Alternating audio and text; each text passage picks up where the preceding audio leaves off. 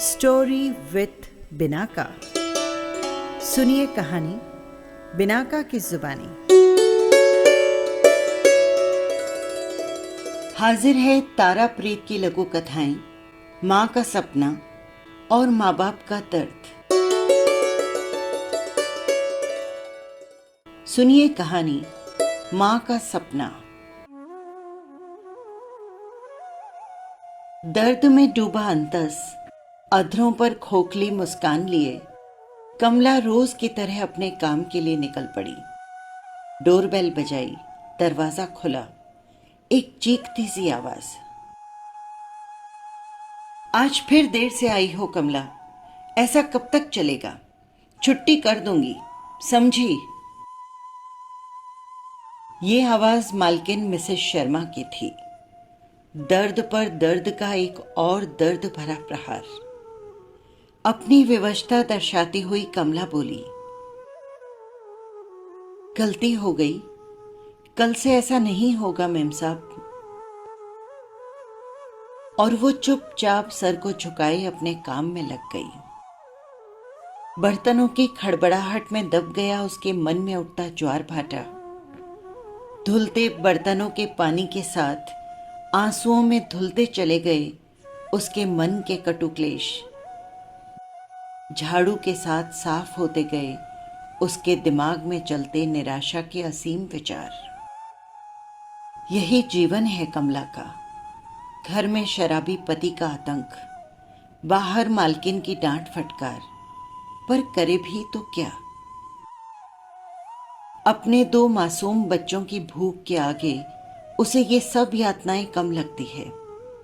पूरे जो करने हैं उसे अपने वो सपने जो कभी उसने अपने लिए देखे थे और आज वो अपने बच्चों के लिए देख रही है। कभी कभी परेशान होकर सोचती है कि कल से काम पर जाना बंद कर दूंगी। जब आदमी को चिंता नहीं बच्चों की तो मैं क्यों करूं? क्या बच्चे सिर्फ मेरे हैं? पर जब सुबह उठती है और मासूम बच्चों की खाली खाली आंखों में एक आस और एक विश्वास देखती है तो फिर चल पड़ती है, रोज की तरह अपनी जिम्मेदारियों की गठरी उठाई, अपने और अपने बच्चों के अधूरे सपने पूरे करने।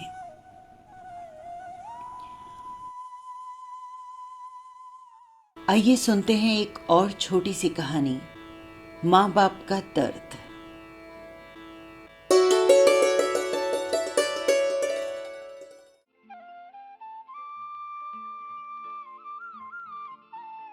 कृष्णकांत अस्पताल में लेबर रूम के बाहर चक्कर लगा रहा था। तभी नर्स ने आकर कहा, बधाई हो, आपके बेटा हुआ है। कृष्णकांत खुशी से उछल पड़ा, जेब में हाथ डाला और 500 का कड़क नोट नर्स को थमाते हुए कहा, सिस्टर, स्टाफ में मिठाई बांट देना। कृष्णकांत का ये चौथा पुत्र था। अपनी पत्नी सुमित्रा का हाथ हाथ में लेते हुए कृष्णकांत ने कहा, बधाई हो सुमित्रा। सुमित्रा ने लजाकर आंखें नीचे झुका ली। आज हमारे 4 कंधे हो गए हैं। जब हम मरेंगे तो किसी और कंधे की जरूरत नहीं पड़ेगी। समय पंख लगाकर उड़ने लगा। पता ही नहीं चला कब बच्चे पढ़ लिख कर जवान हो गए। आज सब अपने पैरों पर खड़े हैं, चारों की शादियां हो गई है, सब अपने परिवार के साथ खुशी से रह रहे हैं। कृष्णकांत ने मोहवश जीते जी अपनी सारी प्रॉपर्टी बच्चों में बांट दी। सुमित्रा ने कई बार कृष्णकांत को समझाया भी, थोड़ा बहुत अपने बुढ़ापे के लिए भी बचा कर रखो, समय का क्या भरोसा। पर कृष्णकांत हमेशा हंसकर टाल जाता, सुमित्रा, मुझे अपने शेरों पर पूरा भरोसा है। वक्त ने करवट बदली। जब सारी प्रॉपर्टी बच्चों को मिल गई तो उनकी नीयत बदल गई। धीरे धीरे बच्चे उनसे दूर होते चले गए और आज कृष्णकांत और उनकी पत्नी अपने सबसे छोटे बेटे के सर्वेंट क्वार्टर में रह रहे हैं।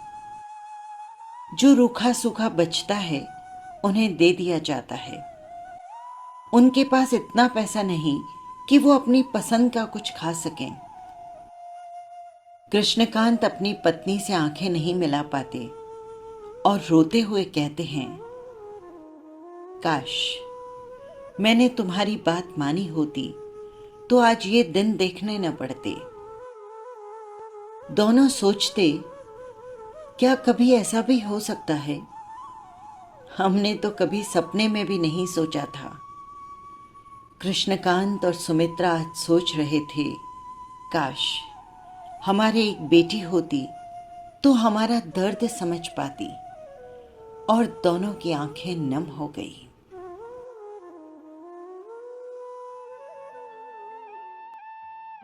बस यही थी छोटी छोटी सी कहानियां। आपको कैसी लगी कमेंट बॉक्स में जरूर लिखिएगा। फिर मिलेंगे किसी नई कहानी के साथ। नमस्कार।